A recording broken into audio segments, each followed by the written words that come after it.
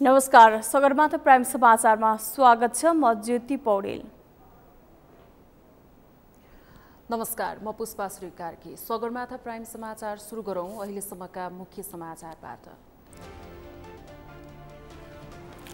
प्रधानमन्त्री दाहाल विरुद्ध सर्वोच्च अदालतमा रिट दर्ता। शान्ति प्रक्रिया विपरीतका गतिविधिको प्रतिवाद गरी माओवादी धारका दलहरूको निर्णय।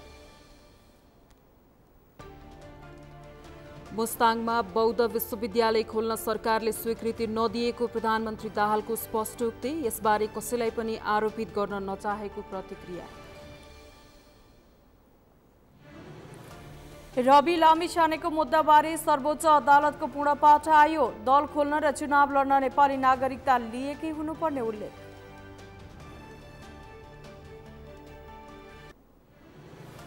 इन्डोनेसियामा मुसलधारे वर्षापछि पहिरो जाँदा 11 जनाको मृत्यु, 50 जना भन्दा बढी मानिसहरू बेपत्ता, सयौं घर बारविहीन।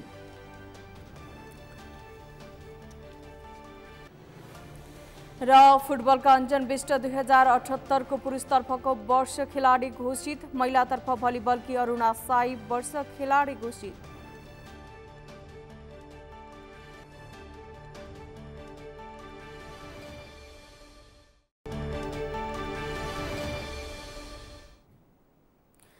प्राइम समाचार अब विस्तारमा। प्रधानमन्त्री एवं नेकपा माओवादी केन्द्रका अध्यक्ष पुष्पकमल दाहाल विरुद्ध सर्वोच्च अदालतमा रिट दर्ता भएको छ।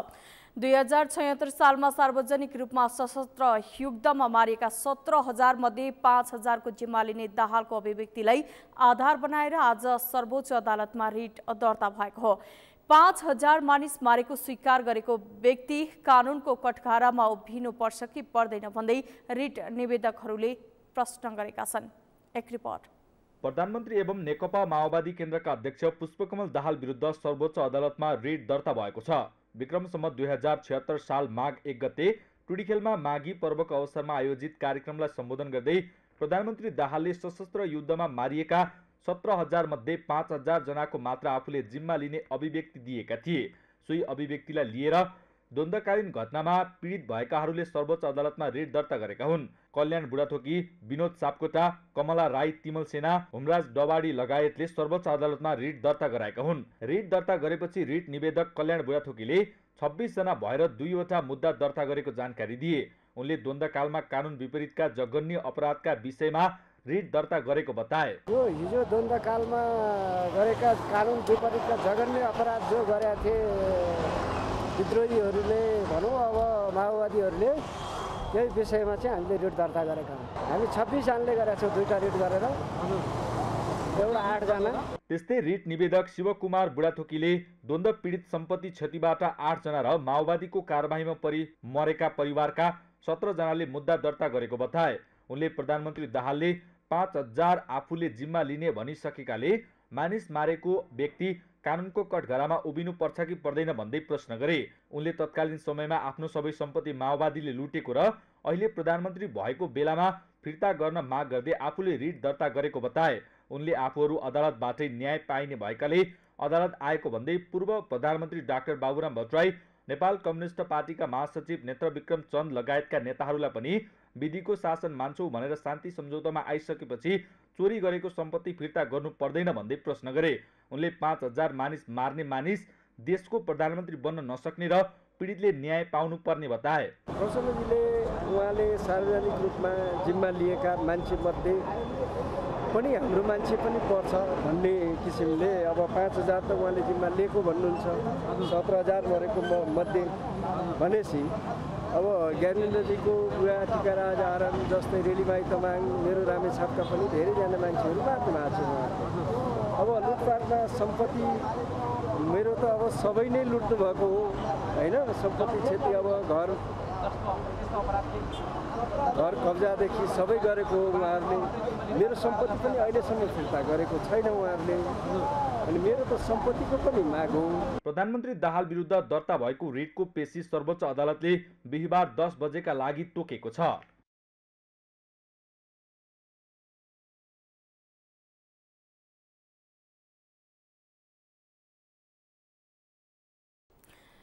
माओवादी धारका राजनीतिक दलहरूले शान्ति प्रक्रियाको मर्म र भावना विपरीतका गतिविधिहरूको संयुक्त रूपमा प्रतिवाद गर्ने निर्णय गरेका छन्। आज प्रधानमन्त्रीको सरकारी निवास बालुवाटारमा बसेको माओवादी धारका राजनीतिक पार्टीहरूको बैठकले संयुक्त रूपमा विज्ञप्ति जारी गर्दै यस्तो निर्णय गरेको हो। उनीहरूले संक्रमणकालीन न्यायका सम्बन्धमा भइरहेको चर्चाबारे माओवादी धारका पार्टीहरूको ध्यान आकर्षण भएको बताएका छन्। शान्ति प्रक्रियासँग जोडिएका विषयवस्तु विस्तृत शान्ति सम्झौताको भावना र मर्म अनुरूप व्यवस्थापन गर्नुपर्छ भन्ने कुरामा एकमत रहेको बताएका छन्। संक्रमणकालीन न्यायसँग सम्बन्धित विषयहरू सत्य निरूपण तथा मेलमिलाप आयोग मार्फत अघि बढाइनुपर्ने उनीहरूको माग छ। संक्रमणकालीन न्यायको प्रक्रिया विपरीतका काम कारबाहीले शान्ति सम्झौताको कार्यान्वयनमा सहयोग पुर्याउँदैन भन्नेमा समेत आफूहरू स्पष्ट रहेको बताएका छन्। बैठकपछि नेकपा माओवादी केन्द्रका महासचिव देव गुरुङले बैठकको मुख्य एजेन्डा अहिलेको संक्रमणकालीन न्यायको बारेमा चलिरहेको बहसमा केन्द्रित भएको बताउनुभयो। संक्रमणकालीन न्यायको बारेमा चलिरहेको बहसहरूको सन्दर्भको प्रसङ्ग थियो र त्यसको साथै माओवादी आन्दोलनको सन्दर्भमा दीर्घकालीन रूपले कसरी जान सकिन्छ भन्ने विषय पनि चाहिँ थियो। मुख्यतः दुईटा विषयसँग नै बढी रिलेटेड थियो। त्यो विषयमा उपस्थित सबै नेताहरूले आफ्ना रायहरू आफ्ना तर्कहरू राख्नुभयो र अहिलेको संक्रमणकालीन न्याय सम्बन्धी विषयको बारेमा जे जस्ता बहसहरू उठिरहेका चाहिँ छन्, जे जस्ता छलफलहरू चलिरहेका चाहिँ छन् र यसको क्षेत्राधिकार भनेर भनेको चाहिँ संक्रमणकालीन न्यायको मान्यता अनुसार सत्य निरूपण मेलमिलाप आयोग मार्फतै हल गर्ने विषय हो। विषय अन्तर कसैले पनि गरिनु हुँदैन। बैठकमा माओवादी धारका नेताहरू डाक्टर बाबुराम भट्टराई, सीपी गजुरेल, खड्कबहादुर विश्वकर्मा, धर्मेन्द्र बाँसतोला, विश्वभक्त दुलाल, कर्णजित बुढाथोकी, नारायण प्रसाद धिमाल लगायतको उपस्थिति रहेको थियो। बैठकपछि जारी विज्ञप्तिमा प्रधानमन्त्री तथा नेकपा माओवादी केन्द्रका अध्यक्ष पुष्पकमल दाहाल, नेपाल समाजवादी पार्टीका अध्यक्ष डाक्टर बाबुराम भट्टराई, नेकपा क्रान्तिकारी माओवादीका स्थायी समिति सदस्य सीपी गजुरेल, नेकपाका नेता खड्कबहादुर विश्वकर्मा, नेकपा बहुमतका संयोजक धर्मेन्द्र बाँसतोला, वैज्ञानिक समाजवादी कम्युनिस्ट पार्टीका महासचिव विश्वभक्त दुलाल, नेकपा माओवादी समाजवादी अध्यक्ष कर्णजित बुढाथोकी र माओवादी कम्युनिस्ट पार्टी नेपालका केन्द्रीय सदस्य नारायण प्रसाद धिमालले हस्ताक्षर गर्नुभएको छ। नेपाल समाजवादी पार्टीका अध्यक्ष एवं पूर्व प्रधानमन्त्री डाक्टर बाबुराम भट्टराईले द्वन्द्वकालीन मुद्दाको विषयलाई लिएर प्रधानमन्त्री पुष्पकमल दाहालमाथि अदालतमा मुद्दा हाल्ने काम मुलुकलाई फेरि द्वन्द्वमा रुमली राख्ने गम्भीर षड्यन्त्र अन्तर्गत भएको बताउनु भएको छ। अध्यक्ष भट्टराईले सत्य निरूपण तथा मेलमिलाप आयोगले गर्ने सो कामलाई अदालती प्रक्रियामा लगेर डलरको खेती गर्नेहरूको शान्ति प्रक्रियालाई गिजोलेर मुलुकमा द्वन्द्वको खेती गर्ने स्थितिलाई अस्थिर बनाइराख्ने, बाह्य शक्तिको चलखेल बनाइराख्ने गम्भीर षड्यन्त्र भइरहेको उल्लेख गर्दै त्यसका विरुद्धमा आवाज उठाउन पनि सबैलाई आह्वान गर्नुभयो।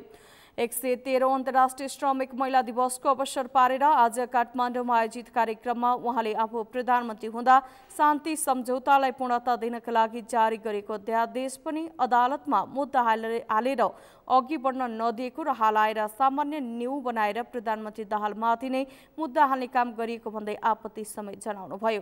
शान्ति सम्झौताको विषय माओवादीको विषय मात्र नभई राज्यको विषय भएकाले यसमा सबैले गम्भीर बन्नुपर्ने अध्यक्ष भट्टराईको भनाइ थियो। सानो एउटा न्यू बनाएर चाहिँ उहाँलाई गिरफ्तार गरेर मुद्दा चलाउन सक्ने भन्ने ढङ्गको चाहिँ एउटा अदालती प्रक्रिया चाहिँ अगाडि बढेको छ। यो झट्टै हेर्दा सामान्य लाग्न सक्छ, तर यो अत्यन्त गम्भीर प्रकृतिको चाहिँ यो विषय छ। हामी सम्मानित अदालतप्रति अनादर गरे हाम्रो कुनै मनसाय छैन। हामीले अदालतको सम्मान गर्नुपर्छ, हामी गर्छौँ। तर हाम्रो शान्ति प्रक्रिया चाहिँ संविधानको एउटा अङ्ग थियो र त्यस अन्तर्गत नै हाम्रो संविधान नै व्यवस्था भएको सत्य निरूपण तथा मेलमिलाप आयोग मार्फत यो द्वन्द्वकालीन मुद्दाको निरूपण गर्ने भन्ने व्यवस्था छ। ती मुद्दाहरूको निरूपण गर्ने भनेको सत्य निरूपण तथा मेलमिलाप आयोगले हो। अध्यक्ष भट्टराईले संविधान र शान्ति प्रक्रियाको रक्षा गर्न सबै पक्ष गम्भीर बन्नुपर्ने आवश्यकता समेत औँल्याउनुभयो। उहाँले महिलाहरूका नाममा नागरिकता बनाउने कुरा अझै व्यवस्था हुन नसकेकोमा असन्तुष्टि समेत व्यक्त गर्नुभयो।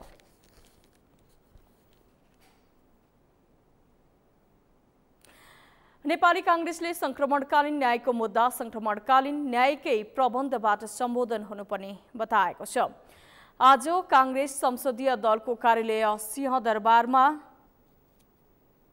सञ्चारकर्मीहरूसँगको भेटमा कांग्रेस संसदीय दलका प्रमुख सचेतक रमेश लेखकले यस्तो बताउनु भएको हो। उहाँले राजनीतिक दल र सरकारका तर्फबाट संक्रमणकालीन न्यायका बारेमा कमजोरी भएको स्वीकार गर्दै पीडितका परिवारले न्यायको परिपूर्ण संक्रमणकालीन न्यायकै प्रबन्धबाट गर्न आवश्यक रहेको बताउनुभयो। उहाँले संक्रमणकालीन न्याय सम्बन्धी ऐन परिमार्जन गरी चालु अधिवेशनमै विधेयकका रूपमा तत्काल संसदमा पेश गर्नुपर्ने र चाँडोभन्दा चाँडो कानून बनाई कानून बमोजिम सत्य निरूपण तथा मेलमिलाप आयोग र बेपत्ता पारिएका व्यक्तिहरूको छानबिन सम्बन्धी आयोग गठन हुनुपर्ने बताउनुभयो।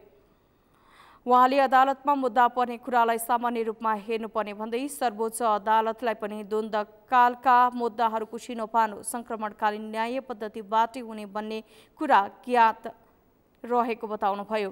उहाँले संक्रमणकालीन न्याय सम्बन्धी मुद्दामा सामान्य फौजदारी कानून आकर्षित नहुने स्पष्ट रहेको बताउनुभयो। प्रमुख सचेतक लेखकले संक्रमणकालीन न्याय सम्बन्धी विषय एउटा सरकार र अमुक पार्टीको मात्रै नभई राज्यको विषय भएको बताउनुभयो।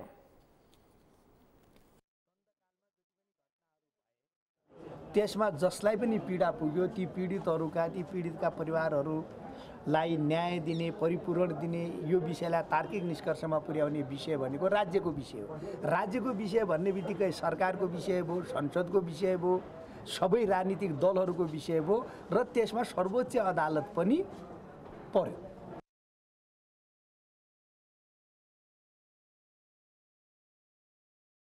हासिल गर्नुपर्ने बताउनुभयो। उहाँले संक्रमणकालीन न्याय सम्बन्धी कानून बनाएर विधेयक यही अधिवेशनमा संसदबाट पास गरी विधेयक अनुसार बनेका कानूनबाट संक्रमणकालीन न्यायको विषय सम्पादन हुनुपर्ने बताउनुभयो।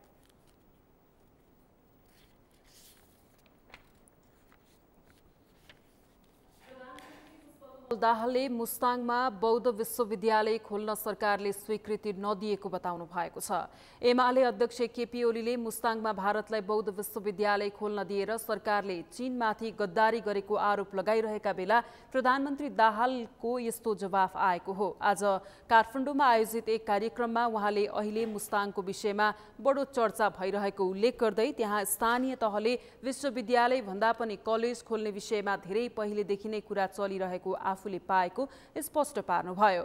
एमाले अध्यक्ष ओलीले नाम नली प्रधानमन्त्री दाहालले आफूले सो चर्चाको विषयमा कसैलाई आरोप प्रत्यारोप गर्ने पक्षमा नरहेको पनि बताउनुभयो। उहाँले मुस्ताङमा भएको खनिज पदार्थबारे स्वदेशमा भन्दा पनि विदेशीहरू बढी जानकार रहेको आफूले सुनेको बताउनुभयो। प्रधानमन्त्री दाहालले मुस्ताङमा भएको अमूल्य खनिज पदार्थको ठिक ढङ्गले उपयोग गर्न सकियो भने मुलुकको आर्थिक स्थितिमा आमूल परिवर्तन ल्याउन सकिने पनि बताउनुभयो। मुस्ताङमा युनिभर्सिटी खोल्ने रे, मुस्ताङमा अलि धेरै मान्छेको ध्यान छ, मुस्ताङको बारेमा अलि धेरै पहिलेदेखि चर्चा परिचर्चा पनि हुने गरेकै छ। मुस्ताङमा अमूल्य खनिज पदार्थहरू छन् र त्यो खनिज पदार्थको उत्खनन र त्यसको प्रोसेसन मात्रै हामीले ठिक ढङ्गले गर्न सक्यौँ भने 100औं वर्षको लागि नेपालीहरूको आर्थिक स्थिति संसारकै उच्च बनाउन सकिन्छ रे भन्ने चर्चा पनि छन्। हामी नेपालीहरूले भन्दा विदेशीहरूले अलि बढी मुस्ताङ र त्यहाँ भएको प्राकृतिक स्रोत खनिज पदार्थबारे बढी जानकारी राख्छन् रे भन्ने पनि तपाईँ हामीले सुन्दै आएको कुरा पनि हो। हिजो आज एउटा चर्चा भएको पनि तपाईँहरूले सुन्नुभएको छ मुस्ताङकै विषयमा र मुस्ताङमा बुद्धको युनिभर्सिटी बौद्धिक युनिभर्सिटी खोल्ने कुरा भन्ने पनि आयो। पक्कै पनि त्यहाँ स्थानीय तहबाट चाहिँ कलेज खोल्ने, युनिभर्सिटी भन्दा पनि कलेज खोल्ने चर्चा चाहिँ धेरै पहिलेदेखि भएको रहेछ। प्रधानमन्त्री दाहालले मुस्ताङ मात्रै नभएर मुलुकका विभिन्न भागमा विभिन्न किसिमका प्राकृतिक स्रोतहरू रहेको पनि बताउनुभयो।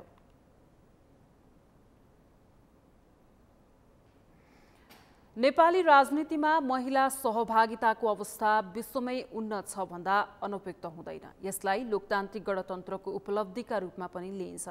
यद्यपि यो परिवर्तन आफैमा पूर्ण छैन। 33% महिला सहभागिता व्यावहारिक रूपमा अझै पनि सफल हुन सकेको छैन। त्यसैगरी नेपालको कानुनी व्यवस्था अनुसार महिलालाई मुख्य पदमा लैजान अझै व्यावहारिक कठिनाइ रहेको छ। एक रिपोर्ट। मंगलबार 113औं अन्तर्राष्ट्रिय श्रमिक महिला दिवसको अवसरमा सामुदायिक वन उपभोक्ता महासंघ नेपालले काठमाडौँमा आयोजना गरेको कार्यक्रमलाई सम्बोधन गर्दै सभामुख देवराज घिमिरेले कानुनी व्यवस्था अनुसार महिलालाई मुख्य पदमा लैजान अझै व्यवहारिक कठिनाइ रहेको बताए।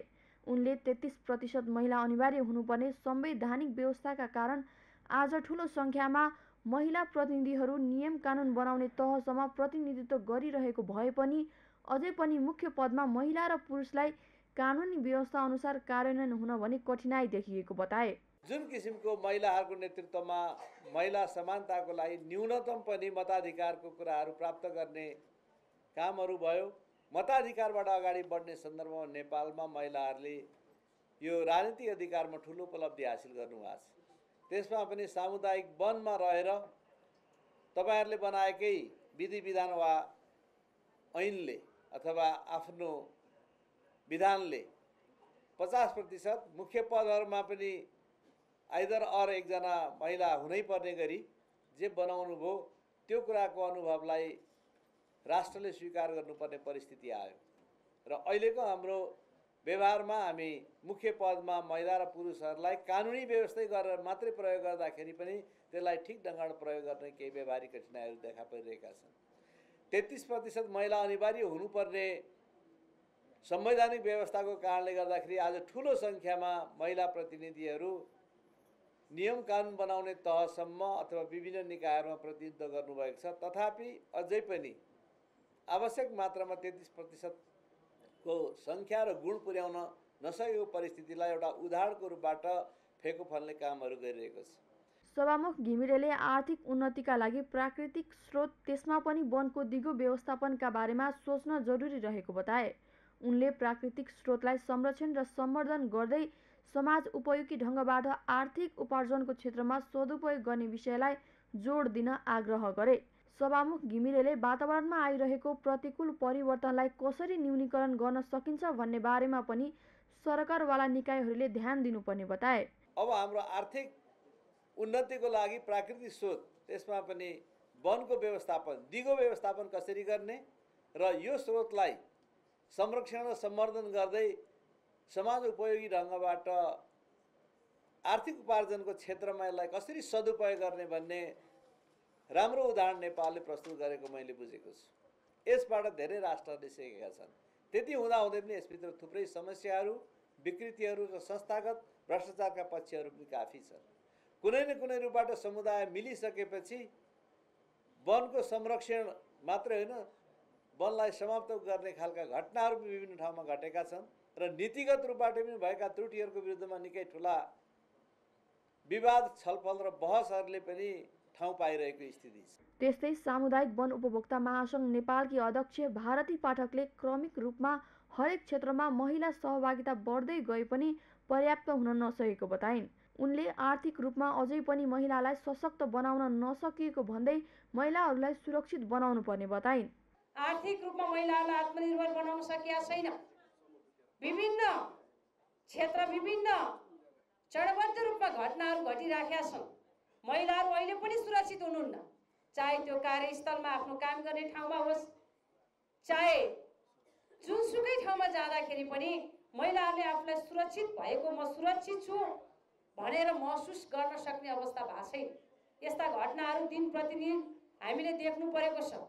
अध्यक्ष पाठकले प्राकृतिक स्रोत जोगाउने स्थानीय जनताको प्रमुख भूमिका नहुन्जेल र स्थानीयलाई प्राकृतिक स्रोतका मालिकका रूपमा अस्वीकार गरुन्जेलसम्म प्राकृतिक स्रोतको संरक्षण नहुने जिकिर गरिन्।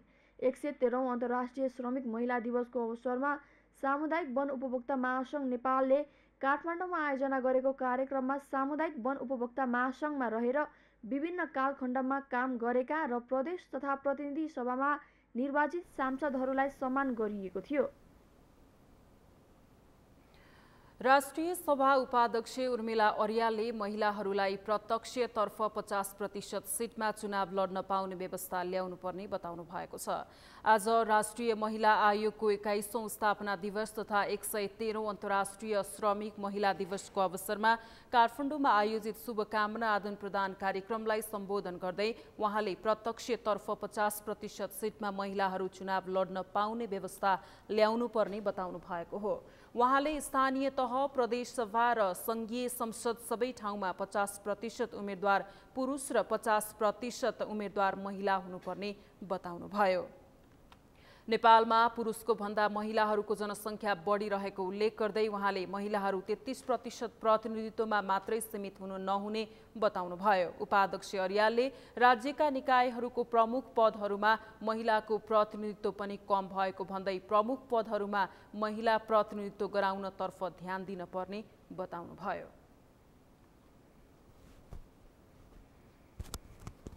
कम्तीमा अब हाम्रो लडाई हैन यो के अरे दिगो विकास लक्ष्यको हिसाबले पनि 30 सम्ममा कम्तीमा 42% अथवा 40% भनौँ न पुर्याउनु पर्ने चाहिने बाध्यकारी छ भने हामी 50% कै सरासरीमा जानुपर्छ। समानुपातिक होइन, अब प्रत्यक्ष चुनावमा चाहिने महिलाहरूको 50%, पुरुषहरू 50% लड्ने व्यवस्था लिएर आउनुपर्छ हामीले। हरेक तहमा त्यो गाउँपालिकाको अध्यक्षमा पनि 50% महिला लड्नु पर्यो, 50% पुरुष। अनि सम्पूर्ण पालिकामा नगरपालिका, उपमहानगरपालिका, नगरपालिका जति छन् ती सबैमा 50% चाहिने पुरुष र महिला लडाउनु पर्ने। अब प्रत्यक्षबाट जाने र फेरि त्यसमा संसदमा र प्रदेश सभामा पनि हामीले त्यसरी चाहिँ नि लिएर जानुपर्ने 50% चाहिँ प्रत्यक्ष लड्ने लिएर जानुपर्छ। ती दलहरूमा अझै पनि महिलाहरूको निर्णायक ठाउँको अधिकार अथवा चाहिँ निर्णय गर्ने ठाउँमा सर्वोच्च पदाधिकारीहरूमा चाहिँ कति छ भन्ने कुरो अझै हामीले विचार गरेर जानुपर्ने देखिन्छ। उपाध्यक्ष अर्यालले राजनीतिक पार्टीको शीर्ष तहमा पनि महिलाहरूलाई पुर्याउनु पर्ने बताउनुभयो। हालसम्म राजनीतिक दलको निर्णायक तहमा महिलाहरूको भूमिका हुन नसकेको भन्दै उहाँले अब त्यसतर्फ ध्यान दिनुपर्ने बताउनुभयो। उहाँले राष्ट्रिय महिला आयोगले भुइँ तहका महिलाहरूका लागि काम गर्न पनि सुझाव दिनुभयो। सरकारी कार्यालयहरूमा सेवाग्राही बढी भिडभाड हुने तथा तोकिएको समयमा सेवा नपाएको गुनासो आउने कार्यालय हो जिल्ला प्रशासन कार्यालय।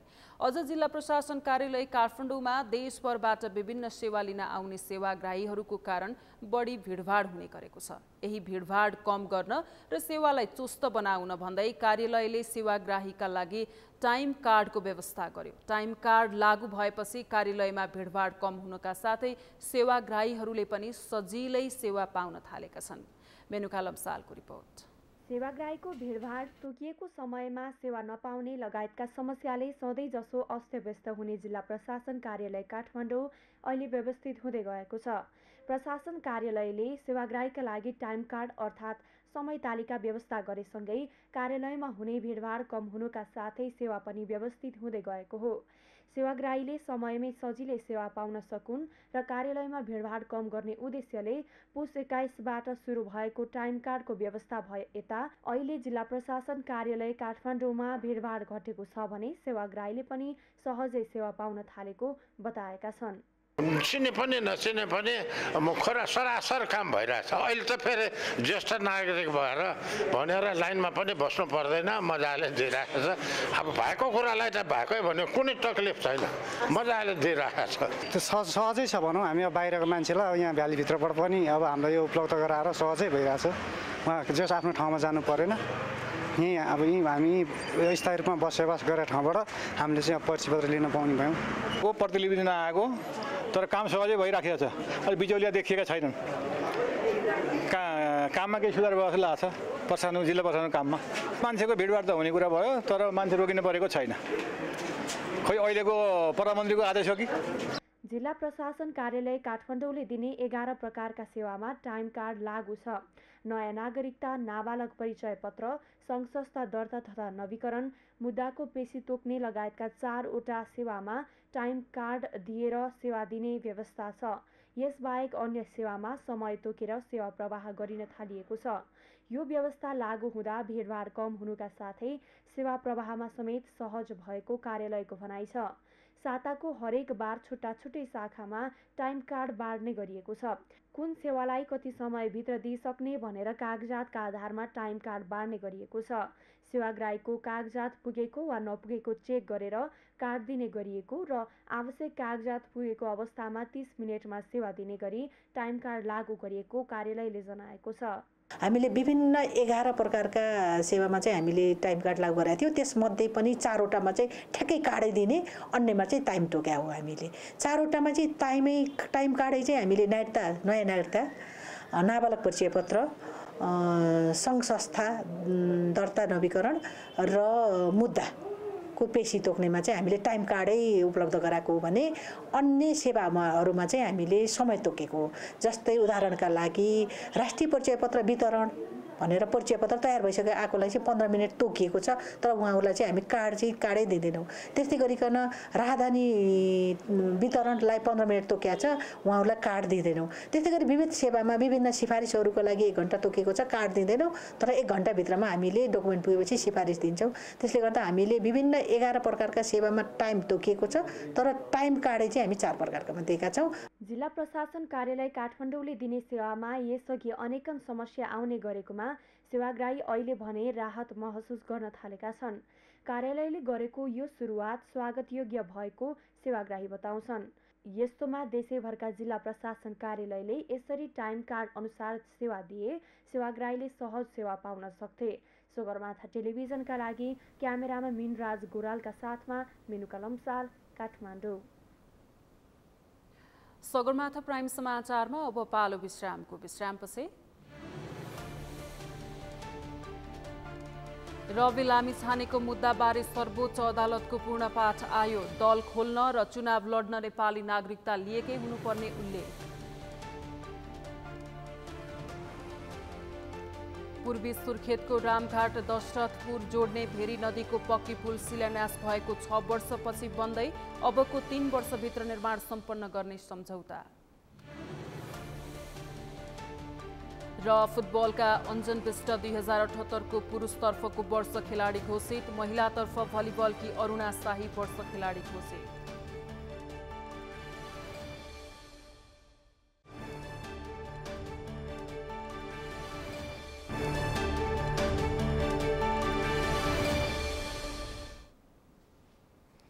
विश्रामपछि सगरमाथा प्राइम समाचारमा स्वागत छ। अब बाँकी समाचार। राष्ट्रिय स्वतन्त्र पार्टीका सभापति रवि लामिछानेको प्रतिनिधि सभा सदस्यता खारिज गर्ने सर्वोच्च अदालतको फैसलाको पूर्णपाठ सार्वजनिक भएको छ। अमेरिकी नागरिकता त्यागेपछि कानुनले तोकेका प्रक्रिया पूरा गरेर नेपाली नागरिकता पुनः प्राप्ति गर्नुपर्नेमा निष्क्रिय नागरिकता नै प्रयोग गरेर उम्मेदवारी दिएको र निर्वाचित भएको भन्दै संवैधानिक इजलासले लामिछानेको पद बदर गरेको थियो। उक्त आदेशको पूर्णपाठमा भने लामिछानेको राहदानी विवादबारे इजलासले कुरा झिकेको छ। इजलासले यो विषय प्रचलित कानुन अनुसार नै रूपान्तरण गरिनुपर्ने बताइएको छ। गृह मन्त्रालय, जिल्ला प्रशासन कार्यालय काठमाडौँको लिखित जवाफबाट राहदानीको विषयमा छानबिन भइरहेको भन्ने तथ्य समेत खुल्न आएको आदेशको पूर्णपाठमा उल्लेख छ। इजलासले सोही छानबिनका सन्दर्भमा राहदानी सम्बन्धी विषयको निरूपण हुने विश्वास लिएको छ। राहदानी विवाद निर्वाचन लड्ने उम्मेदवारको योग्यतासँग जोडिएको विषय नदेखिएको भन्दै अहिलेलाई थप कुरा गर्न नपर्ने पूर्णपाठमा उल्लेख रहेको छ। पूर्णपाठमा दल खोल्न र चुनाव लड्न नेपाली नागरिक नै हुनुपर्ने उल्लेख छ।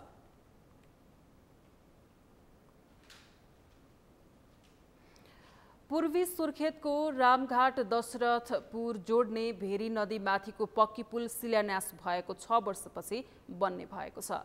2073 माघ 10 गते शिलान्यास भएको पुल ठेकेदार कम्पनीले विभिन्न बहाना बनाएर अलपत्र पारेपछि सडक डिभिजन कार्यालय सुर्खेतले ठेक्का तोडेर अर्को नयाँ कम्पनीसँग सम्झौता गरेर निर्माण कार्य सुरु गर्न लागेको हो। अबको 3 वर्षभित्र निर्माण कार्य सम्पन्न गर्ने सम्झौता भएको छ। सुर्खेतबाट दिलबहादुर खत्रीको रिपोर्ट।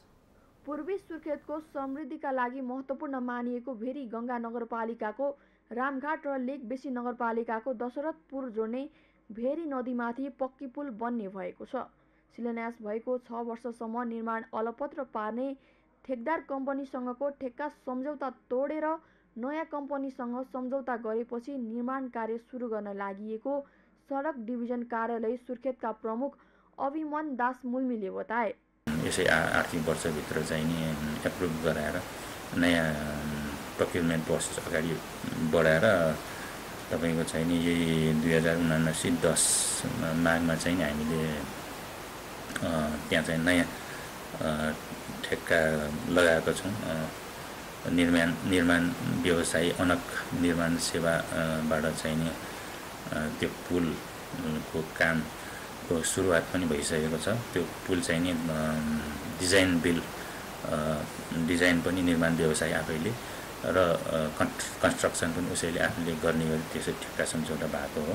जिल्लाका लेकबेसी, भेरीगङ्गा, गुरुवाकोट नगरपालिकासँगै चिनघाट गाउँपालिका जोड्ने एकमात्र पक्की पुल निर्माणमा ढिलाइ हुँदा नदी वारपार गर्न समस्या हुनुका साथै कृषिजन्य पकेट क्षेत्रको रूपमा लिइने पूर्वी सुर्खेतको कृषि व्यापार व्यवसायमा समेत नराम्रो असर परिरहेको स्थानीय बासिन्दाको भनाइ छ।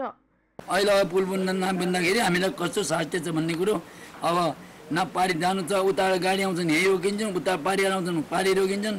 हाम्रो यहाँको सरसामान लिने मान्छे भाडीमती टाउकामती लाम्रो बोकेर पारीवारी गर्छन्। त्यही कारणले यहाँ यस्तो ठुलो समस्या। हाम्रो यहाँको भेरीवारी पारी भन्नु करिब 3 जेल जारकोट दैलेख हाम्रो यो सुर्खेत 3-4 जिल्लाको भन्नु आफै त पुल यो ठाउँ हो। तत्कालीन समयमा शिलान्यास भएर निर्माण भएको भए पुल 2066 माघभित्र निर्माण सम्पन्न भइसक्नुपर्ने थियो। 154 मिटर लामो स्टिल ट्रस पुलको ठेक्का डेससिजी आइइसी आशिष जेबीले 2073 माघ 9 गते करिब 24 करोड लागतमा निर्माण सम्झौता गर्यो।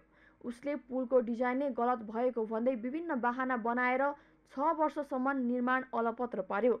सडक डिभिजन कार्यालयले ठेक्का तोडेर काम नगर्ने ठेकदार कम्पनीबाट ब्याजसहित 5 करोड रुपियाँ सरकारलाई तिर्नुपर्ने मागसहित उच्च अदालत पाटनमा दायर गरेको मुद्दा अहिले विचाराधीन अवस्थामा छ। उक्त कम्पनीलाई कालो सूचीमा राख्नका लागि समेत सार्वजनिक खरिद तथा अनुगमन कार्यालयमा सिफारिस गरिएको सडक डिभिजनको भनाइ छ। सगरमाथा टेलिभिजनका लागि सुर्खेतबाट दिलबहादुर खत्रीको रिपोर्ट। तानसेनको अमर नारायण मन्दिर जीर्णोद्धारमा लापरवाही भएको स्थानीयले गुनासो गरेका छन्। धार्मिक र पुरातात्विक महत्त्वको मन्दिर जीर्णोद्धारमा लापरवाही भएको गुनासो आएको हो। 2078 फागुन 26मा भत्किएको अमर नारायण जीर्णोद्धार ऐतिहासिक र पुरातात्विक पक्षलाई बेवास्ता गरिएको गुनासो छ। काष्ठकलाका टुडालहरू र पित्तलको छाना राख्ने क्रममा निर्माण व्यवसायीले पुरानो स्वरूपभन्दा फरक बनाएको गुनासो छ। तानसेन नगरपालिकाले 1,05,29,000 बजेटमा रत्न निर्माण सेवा काठमाडौँ मार्फत जीर्णोद्धार गरेको हो। जीर्णोद्धारमा नगरपालिकाको ध्यान नदिएकाले निर्माण व्यवसायीले पुरानो स्वरूपलाई बिगारेको संस्कृत कर्मीहरूको भनाइ छ। तानसेन नगरपालिकाले भने मन्दिर पुनर्निर्माणमा नियमित अनुगमन गरेको दाबी गरेको छ। पुरानो शैलीमा पुनर्निर्माणका लागि पुरातत्व विभागबाट समेत अनुगमन गरेपछि मात्रै निर्माण व्यवसायीलाई अन्तिम भुक्तानी दिने तानसेन नगरपालिकाले जनाएको छ।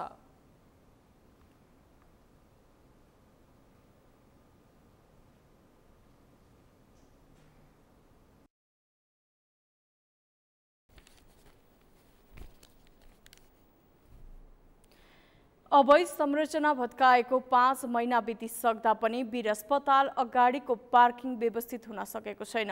अस्पताल अगाडिको भवन भत्काएर पार्किङलाई व्यवस्थित गर्ने काठमाडौँ महानगरको योजना भए पनि त्यो अझै पूरा हुन नसकेको हो।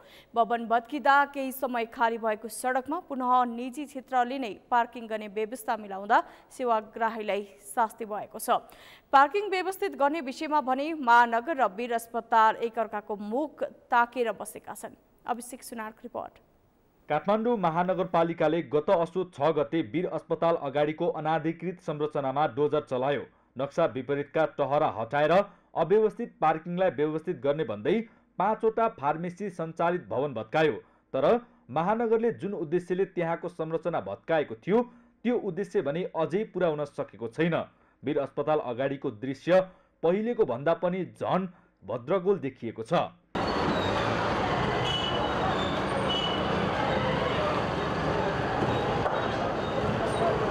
अस्पतालको नयाँ भवनको नक्सा अनुसार बगैँचा बनाउनु पर्ने भन्दै महानगरले भवन भत्काए पनि अस्पताल प्रशासनले त्यतातर्फ चासो दिएको छैन। बरु त्यो भवन अघिको सडक पहिले जस्तै गरी पार्किङ गर्ने स्थान बनेको छ। देशकै पुरानो र व्यस्त अस्पतालमा आउने सेवाग्राहीबाट त्यहाँ पार्किङ शुल्क लिने गरिएको छ।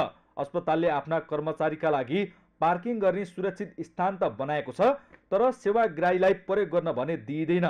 दैनिक 2500 सेवाग्राही आउने अस्पतालले पार्किङको व्यवस्था गर्न त सकेको छैन नै, त्यसमा पनि सडक छेउमा गरिएको पार्किङ आफ्नो अधिकार क्षेत्र नभएको भन्दै अस्पताल पन्छिएको छ।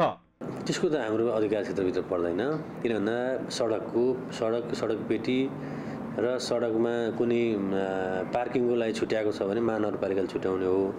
त्यसमा हामीले के गर्न सक्दैनौँ। अहिले जुन प्रश्न हजुरले सोधिराख्नु भएको छ, हामीले गर्न सक्ने भनेको अस्पतालभित्रको पार्किङलाई कसरी व्यवस्थित गर्ने। अस्पतालभित्रको पार्किङको कुनै क्षेत्र पब्लिकलाई छुट्याउनु पर्ने, किन भन्दाखेरि हामीले आफ्नो स्टाफलाई पार्किङको लागि समय ठाउँ छुट्याउँदै गर्दा पब्लिकलाई पनि हामीले कुनै न कुनै स्पेस दिनुपर्छ भन्ने हामीले सोचेका छौँ। त्यसो त त्यहाँ पार्किङको पैसा कसले उठाएको छ भन्ने समेत अस्पताललाई थाहा छैन।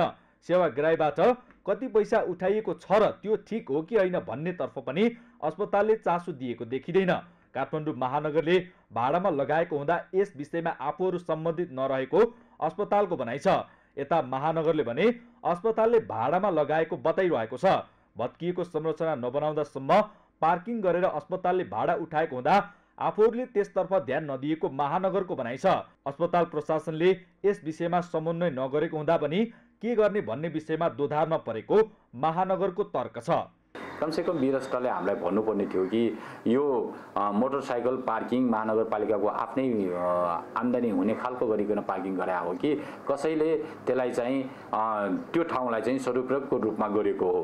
हामी त अब के सोच्छौँ त भन्दाखेरि त्यो वीरष्टलको ठाउँ भएको कारणले गर्दाखेरि जसरी औषधि पसलबाट उहाँहरूले चाहिँ बाल उठाएर चाहिँ आफ्नो काम गरेको थियो, त्यसरी नै अहिलेको चाहिँ छोटो अवधिको लागि अर्को निर्माण नहुनेको लागि चाहिँ उहाँहरूले आफैले त्यो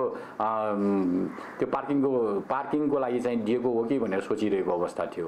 भनेपछि यो दुवै साइडबाट नगरिकन अर्को ठाउँबाट गरिएको अवस्था छ भने उहाँले एक शब्दबाट भनिदिनुहोस्, हामी भोलि त्यो सबै भड्काइदिने अवस्थामा पनि छौँ। अस्तव्यस्त पार्किङ हटाउने अस्पताल र महानगर नै एक अर्काको मुख ताकेर बसेका छन्।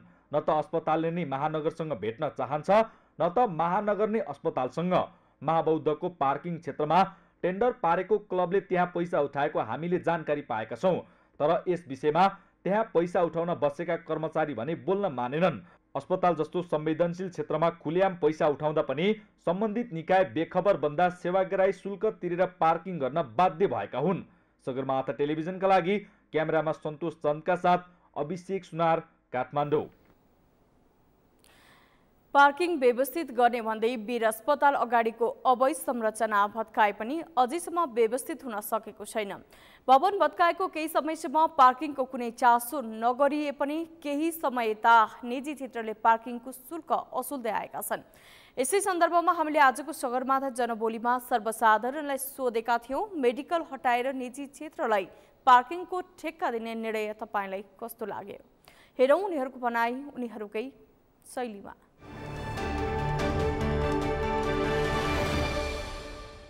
त्यो गलत काम हो, त्यो गर्नै नहुने काम छ। म पनि त्यो बाटो हिँडेको छु। आज म एउटा बटुवाको हिसाब किताबले म अस्ति 2-3 दिन अगाडि हिँड्दाखेरि त्यो तपाईँको चाहिँ अव्यवस्थित तरिकाबाट कुनै व्यवस्था छैन। तपाईँको चाहिँ त्यो मोटरसाइकल चाहिँ पार्किङ गरेर सर्वसाधारणहरूलाई हिँड्न चाहिने आवागमनमा त्यो एउटा यस्तो एउटा चाहिँ नेपालको चाहिँ एउटा पुरानो हस्पिटलको अगाडि त्यो भद्रगोलको अवस्था भएको छ। त्यो गलत कार्य हो। पूर्व प्लानिङ नै हुनु पर्थ्यो पहिला, होइन? त्यो के गर्ने भनेर पहिले प्लानिङ हुनु पर्थ्यो। अब अहिले चाहिँ जनतालाई चाहिँ असर पर्ने गरेर जस्तो हस्पिटल जस्तो चाहिँ संवेदनशील भनौँ उपचारको चाहिँ स्थललाई हटाएर चाहिँ गर्नु त्यति राम्रो होइन। पार्किङको लागि चाहिँ गर्नु राम्रो जस्तो लाग्दैन मेरो विचारमा। महानगरले जुन किसिमको डिसिजनहरू लिएको छ त्यो अनुसार चाहिँ व्यवस्था हुनुपर्ने हो। अब यहाँनिर महानगर चुकेको हो कि होइन कस्तो हो, त्यहाँनिर चाहिँ अब महानगरले जुन बालेन्द्र शाह हाम्रो मेयर हुन्छ उहाँले जुन किसिमको पार्किङलाई व्यवस्था गर्ने भनेर एउटा स्किम लिनु भएको थियो, त्यो अनुसार चाहिँ व्यवस्था हुनुपर्ने हो। अब यदि त्यहाँनिर फेरि पुनः चाहिँ पार्किङहरू भइराखेको छ भन्दा अब यहाँनिर महानगर चाहिँ केही प्रतिशत चुकेको हुनसक्छ। सबैजनाले सुविधा पाउने ठाउँमा अब सुविधा चाहिँ सर्टेन पिपललाई मात्र जाने भयो, जो भनेको चाहिँ राइडर्सहरू हुनुभयो, उहाँहरू भनेको कार चलाउने, बाइक चलाउने, स्कुटर चलाउने मान्छे हुनुभयो। त्यो बिसाइड द्याट पनि त्यो पैसा एक ठाउँमा मात्र जाने भयो, which is a private institution. अब यो भनेको प्राइभेट भनेको एउटा सेक्टर भयो र यो जनरल अब जो त्यहाँ अब जनरल मान्छेहरूले खोज्ने सुविधा भनेको those are two different things नै त। त्यस पछाडि यो इन्स्टिट्युसन पनि डिफ्रेन्ट भयो क्या। एउटा त मोनिटरी कुरा भयो, एकतिर त्यो पैसाको लागि मात्र भयो। यो प्राइभेट इन्स्टिट्युसनले स्कुटर राख्ने, यो पार्किङ भनेको एकदम मोनिटरी कुरा मात्र भयो भने अर्को बिसाइड भनेको त त्यो सर्भिस ओरिएन्टेड सेक्टर थियो नि त। त्यही भएर how can service be the less prioritise thing then the यतापट्टिको जुन चाहिँ इन्स्टिट्युसनको मनीवाला पार्ट। त्यही भएर I am not quite satisfied with it.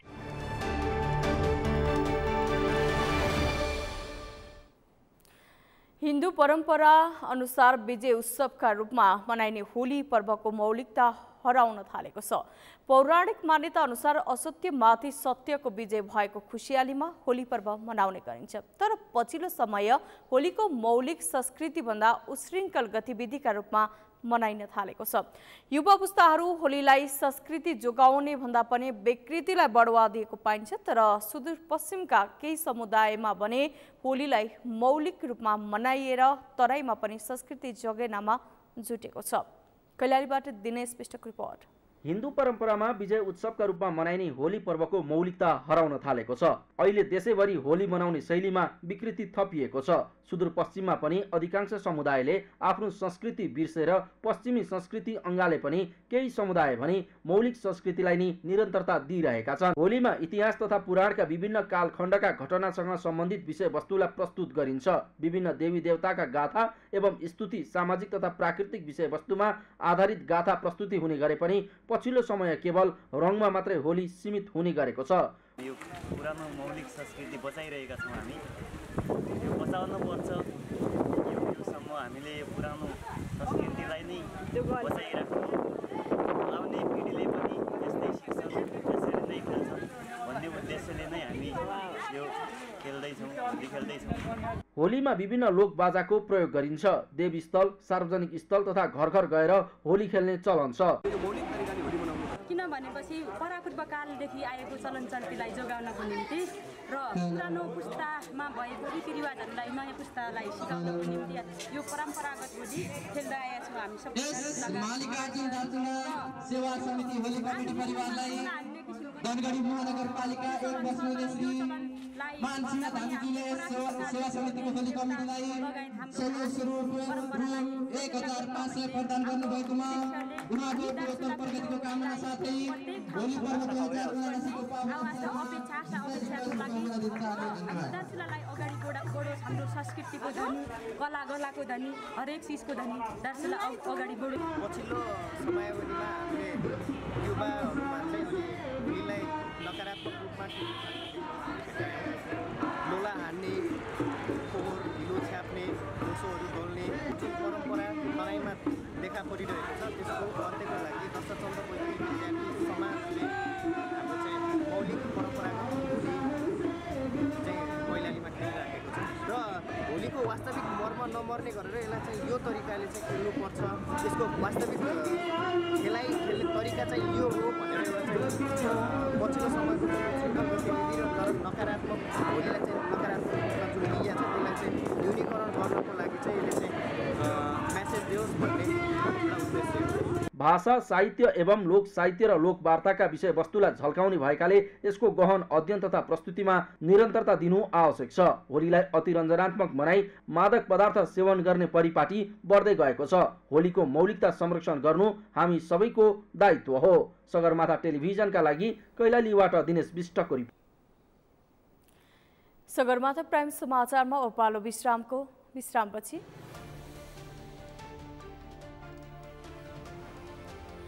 इन्डोनेसियामा मुसलधारे वर्षापछि पहिरो जाँदा 11 जनाको मृत्यु, 50 जनाभन्दा बढी मानिसहरू बेपत्ता, सयौं घरबार विहीन।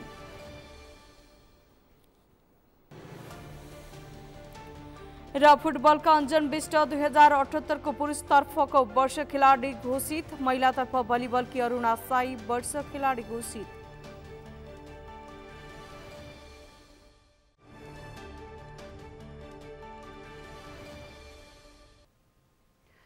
सगरमाथा प्राइम समाचारमा अब पालो खेल समाचारको।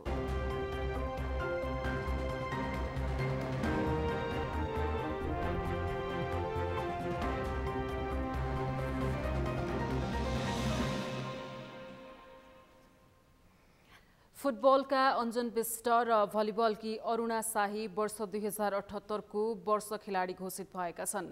नेपाल खेलकुद पत्रकार मञ्चले आयोजना गरेको NSJF पल्सर स्पोर्ट्स अवार्ड 2078 मा महिला र पुरुषबाट बिष्ट र शाही वर्ष खेलाडी घोषित भएका हुन्। आज काठमाडौँमा भएको कार्यक्रममा सो अवार्ड प्रदान गरिएको हो। अञ्जनले क्रिकेटका दिपेन्द्र सिंह ऐरी र कुशल भुर्तेल, ब्याडमिन्टनका प्रिन्स दाहाल र फुटबलका किरण कुमार चेम्जोङलाई पछाडि पार्दै उक्त अवार्ड जितेका हुन्। त्यस्तै वर्ष महिला खेलाडीको अवार्ड नेपाली राष्ट्रिय महिला भलिबल टिमकी कप्तान अरुणा शाहीले जितिन्। वर्ष महिला खेलाडी घोषित भलिबलकी अरुणाले क्रिकेटका सीता राणा मगर र रुबिना छेत्री, एथलेटिक्सकी पुष्पा भण्डारी र बक्सिङकी पूनम रावललाई पछि पार्दै उक्त अवार्ड हात पारेकी हुन्।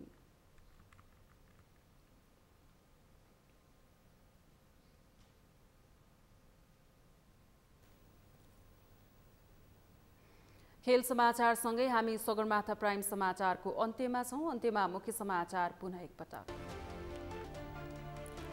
प्रधानमन्त्री दाहाल विरुद्ध सर्वोच्च अदालतमा रिट दर्ता। शान्ति प्रक्रिया विपरीतका गतिविधिको प्रतिवाद गर्ने माओवादी धारका दलहरूको निर्णय। मुस्ताङमा बौद्ध विश्वविद्यालय खोल्न सरकारले स्वीकृति नदिएको प्रधानमन्त्री दाहालको स्पष्टोक्ति। यसबारे कसैलाई पनि आरोपित गर्न नचाहेको प्रतिक्रिया। रवि लामिछानेको मुद्दाबारे सर्वोच्च अदालतको पूर्णपाठ आयो। दल खोल्न र चुनाव लड्न नेपाली नागरिकता लिएकै हुनुपर्ने उल्लेख।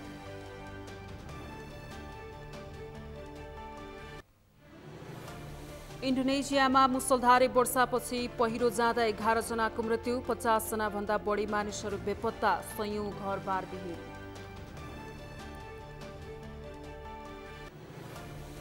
र फुटबलका अञ्जन बिष्ट 2078 को पुरुषतर्फको वर्ष खेलाडी घोषित। महिलातर्फ भलिबलकी अरुणा शाही वर्ष खेलाडी घोषित।